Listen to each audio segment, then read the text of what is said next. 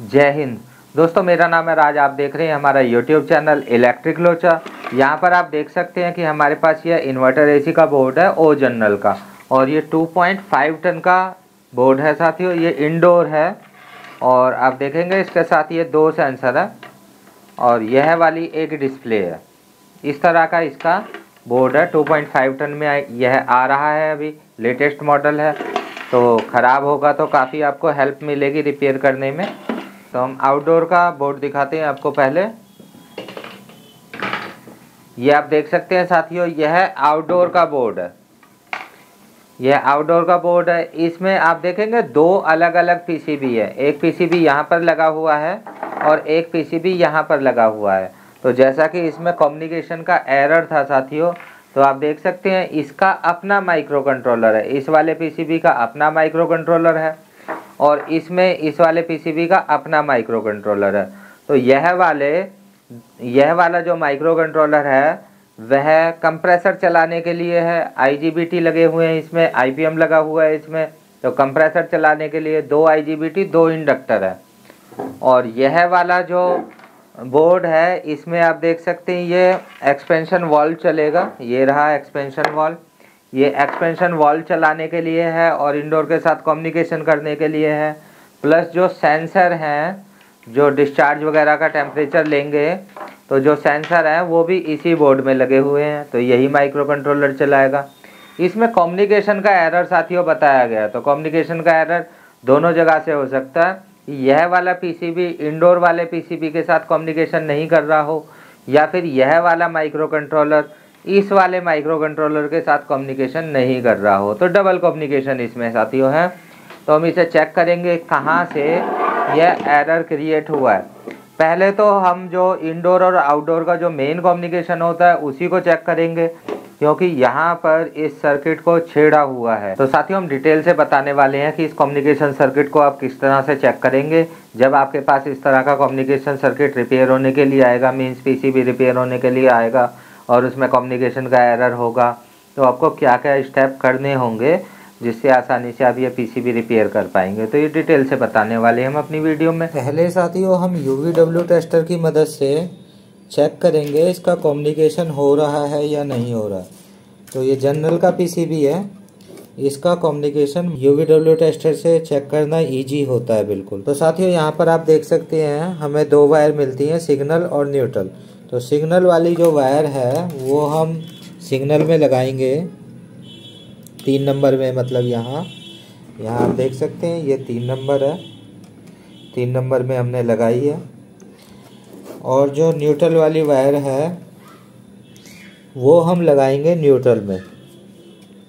तो न्यूट्रल यहाँ पर वाइट है, आप देख सकते हैं वाइट है। यहाँ पर भी आप देख पाएंगे ये वाइट वायर न्यूट्रल है और ब्लैक वायर जो है वो लाइन है।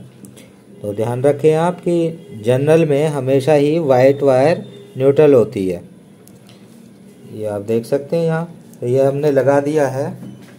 अब हम इसे चेक करेंगे ये कम्युनिकेट करता है या नहीं करता है। UVW टेस्टर को भी ऑन करेंगे। तो यहाँ पर आप देख रहे हैं ऐसा इसमें कम्युनिकेशन नज़र आ रहा है। ये एक्चुअली में कैमरे में हम देख रहे हैं तो ब्लिंक नज़र आ रही है और दोनों एक साथ ब्लिंक कर रही है। कम्युनिकेशन बारी बारी से होना चाहिए, कभी नीचे कभी ऊपर, मतलब कभी डाटा आउट कभी डाटा इन, इस तरह से होना चाहिए। ये जब हम आंखों से देख रहे हैं तो अभी एलईडी ब्लिंक करती हुई नहीं दिखाई दे रही है। कैमरे से देखने में कभी कभी थोड़ा सा फर्क आ जाता है। और ये जस्ट क्या है, जो 50 हर्ट्ज हमारी आती है पीछे से वही दिखा रहा है, उसी स्पीड पर ये ब्लिंक कर रही है। तो अभी आप देख सकते हैं इसमें जो एरर है वो क्या है, 1 टाइम ये ब्लिंक हो रही है, 1 टाइम ये ब्लिंक हो रही है और ये कंटिन्यू ब्लिंक हो रही है। तो 1 ब्लिंक का मतलब कम्युनिकेशन एरर है। कम्युनिकेशन सर्किट को इसके छेड़ रखा है। तो हम देखते हैं क्या है। ये हमारा कम्युनिकेशन सर्किट है इस ओ जनरल एसी का। यहाँ पर हमें 3 कपलर अभी दिखाई दे रहे हैं, 1 2 3। तो यह 2 कपलर आई थिंक कम्युनिकेशन के लिए हैं। हम यहाँ से कंफर्म करेंगे। यह आप देख सकते हैं रेजिस्टेंस लगी हुई है, 1 2 3 3 रेजिस्टेंस लगी हुई है, 3 रेजिस्टेंस यहाँ पर लगी हुई है। इसके बाद एक डायोड लगा है यहाँ पर, और यहाँ पर भी एक डायोड लगा है। और यह जो रजिस्टर है इस साइड से ये कम्युनिकेशन वायर के साथ जुड़ी है। तो पहले ये चेक कर लेते हैं हम। चेक करने के लिए हम अपना मल्टीमीटर लेते हैं रेजिस्टेंस मोड पर लगाकर, और यहाँ से चेक करते हैं साथियों। यहाँ से चेक करेंगे और यहाँ पर लगा रहे हैं हम कम्युनिकेशन वायर पर। तो जी हाँ, ये तो कनेक्ट है, और सेम ये यहाँ भी कनेक्ट होना चाहिए फिर। तो यहाँ भी ये कनेक्ट है। तो ये हम कह सकते हैं कि ये दोनों ही पाथ हमारे कम्युनिकेशन के लिए है। तो यहाँ से यह रेजिस्टेंस यहाँ जा कर के फिर यहाँ जाती है, डायोड के साथ कनेक्ट हो जाती है, और डायोड के साथ कनेक्ट होने के बाद ये फिर इस कपलर पर आ जाती है। 1 नंबर पिन पर आप देख सकते हैं यह आ रही है। तो इसका मतलब यह वाला जो पाथ है ये सिग्नल रिसीविंग के लिए है, कम्युनिकेशन रिसीविंग के लिए है। और यहाँ पर देखेंगे आप तो दूसरा यह वाली रेजिस्टेंस लगी हुई है, और ये भी ऐसे ही डायोड लग कर के और यहाँ आ रही है, यहाँ 3 नंबर पर आ रही है। तो और यह वाला 3 नंबर पिन और 4 नंबर पिन डेटा सेंडिंग के लिए है। तो ऐसा हम कह सकते हैं कि यह वाला जो डायोड है ये डेटा सेंडिंग के लिए है, बाहर जाएगा इससे डाटा, और यह वाला जो डायोड है ये डाटा रिसीविंग के लिए है। अब यह वाला डायोड आप देख सकते हैं कि यह वाले डायोड की पोलरिटी दिखाई नहीं दे रही है, तो हम चेक करेंगे डायोड रेंज पर। और यह वाला डायोड 1 नंबर पिन के साथ कनेक्ट है डाटा रिसीविंग में। तो यहाँ पर 1 नंबर के साथ कनेक्ट है, तो इसका मतलब यहाँ पर कैथोड होना चाहिए और इस तरफ डायोड का एनोड होना चाहिए। तो फॉरवर्ड बायस होना चाहिए डायोड। तो देखते हैं, पहले ये डायोड चेक करते हैं ये कैसा है। आप ऐसा सोच सकते हैं साथियों कि हम डायोड की डायरेक्शंस क्यों चेक कर रहे हैं। डायोड की डायरेक्शंस हमें चेक करनी पड़ रही हैं इसलिए क्योंकि पहले से ये डायोड छेड़ रखे हैं, कपलर छेड़ रखे हैं। तो पहले तो हम इसे वहां लाना चाहेंगे जहां पर यह ओरिजिनल कंडीशन में हो जाता है, यानी ओरिजिनल जैसे हो जाता है वैसे हम इसको लाना चाहेंगे पहले। इसलिए हम देख रहे हैं कि डायोड की डायरेक्शन ओके है या नहीं है। तो हम मल्टीमीटर लेंगे और मल्टीमीटर को हम डायोड मोड पर लगाएंगे। ये आप देख सकते हैं ये डायोड मोड पर लग चुका है मल्टीमीटर। और हम डायरेक्शन देखेंगे इसकी। तो डायरेक्शन हमारा कैथोड यहाँ पर होना चाहिए। तो ठीक है, डायरेक्शन इसकी ठीक है, कैथोड यहाँ पर है। तो अगर इसका कैथोड इस तरफ है तो इसका कैथोड भी इसी तरफ होना चाहिए। तो इसकी डायरेक्शन भी देख लेते हैं। हाँ ठीक है, दोनों की डायरेक्शन अभी एक कपलर के हिसाब से ठीक है। तो अभी हम पहले तो ये कपलर निकाल देंगे, क्योंकि साथियों यह जो कपलर है यह आपस में चेंज कर रखे हैं। साथियों ये 2 कपलर जिसने चेक करने के लिए निकाले होंगे वो बदल कर लगा दिए, गलत प्लेस्ड कर दिए हैं। सभी कपलर एक जैसे नहीं होते हैं, ये आप जान लें, समझ लें। सभी कपलर एक जैसे नहीं होते हैं।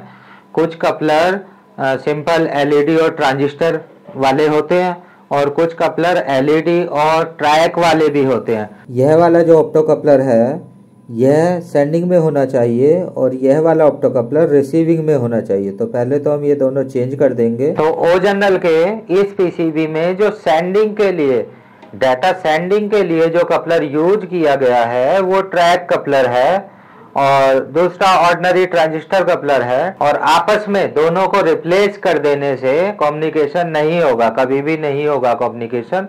तो इसीलिए इसका कम्युनिकेशन नहीं हो रहा है। तो सबसे पहले साथियों में दोनों कपलर बाहर निकालेंगे।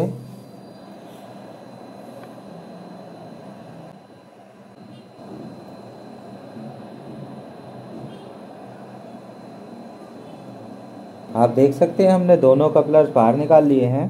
तो यह वाला कपलर साथियों आप देख सकते हैं यह वाला P183 है। तो इसे हम रिसीविंग के लिए लगाएंगे।